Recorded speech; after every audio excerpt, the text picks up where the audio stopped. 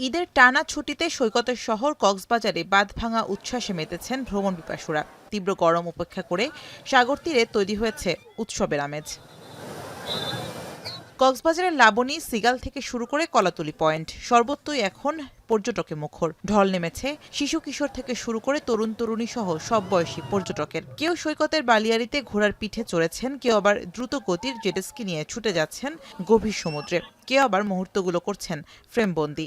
আজকের যে পরিবেশ খুবই অত্যন্ত উপভোগ্য পরিবেশ। আমি খুব এনজয় করছি বাচ্চাদেরকে নিয়ে সাথে নিয়ে। কক্সবাজারের সৌন্দর্য এটা তো অতুলনীয়। এবার অনেক বেশি এনজয় করতেছি, যদিও লোকজন অনেক বেশি, তারপর অনেক ভালো লাগতেছে এখানে। পর্যটক সমাগম বাড়ায় চাঙ্গা কক্সবাজারের হোটেল মোটেল থেকে শুরু করে রেস্তোরাঁ, শপিং মল সহ পরিবহন খাত। ৫ শতাধিক হোটেল মোটেল, রিসোর্ট ও গেস্ট হাউসের কোথাও ৭০ থেকে ৮০%, আবার কোথাও শতভাগ রুম বুকিং হয়ে গেছে। এতে ঈদের সময় ৫০০ কোটি টাকার বেশি বাণিজ্যের আশা করছেন খাত সংশ্লিষ্টরা।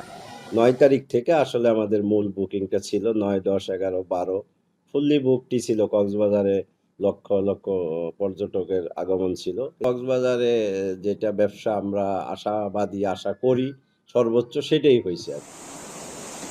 একই চিত্র কুয়াকাটা সমুদ্র সৈকতে। সূর্যোদয়, সূর্যাস্ত, সমুদ্রের ঢেউ, সবুজ বনানী আর লাল কাঁকড়ার বিচরণ দেখতে পর্যটকদের বিরামহীন ছুটে চলা সেখানে। সৈকত এলাকায় উচ্ছ্বাসে মেতেছেন সবাই, কেউ কেউ ব্যস্ত সমুদ্র স্নানে। পর্যটকদের নিরাপত্তায় কাজ করছে ট্যুরিস্ট পুলিশ। আনন্দ এবং ঈদের পরে খুবই ভালো লাগছে। সমুদ্রের ভিতরে বসে আছি, তারপরও প্রাকৃতিক বাতাস খুবই ভালো লাগছে আমার কাছে। পর্যটকদের সমাগমে জমজমাট হয়ে উঠেছে হোটেল মোটেল ব্যবসা। চাঙ্গা ভাব পর্যটন কেন্দ্রিক ক্ষুদ্র ব্যবসা প্রতিষ্ঠানেও। ঈদের ছুটি ঘিরে কুয়াকাটায় ১০০ কোটি টাকা বাণিজ্যর আশা পর্যটন সংশ্লিষ্টদের। শামীমা রহমান শাম্মী, এখন।